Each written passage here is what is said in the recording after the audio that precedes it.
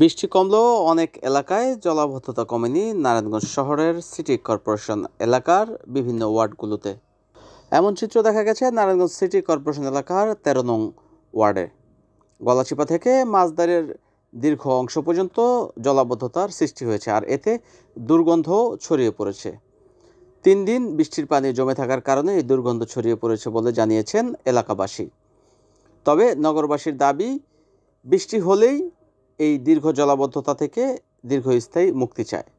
এলাকাবাসী বলেন, দীর্ঘদিন যাবতই অল্প থেকে মাঝারি ধরনের বৃষ্টি হলেই এই এলাকায় জলাবদ্ধতার সৃষ্টি হয়। তবে স্থানীয় জনপ্রতিনিধি থাকলেও এর কোনো প্রতিকার মিলছে না। তবে সব কিছুর বড়, এলাকাবাসী জানায় যেন অচিরেই তাদের এই জলাবদ্ধতা নিরসন কল্পে সিটি কর্পোরেশন কাজ করে। NN TV, Narayanganj.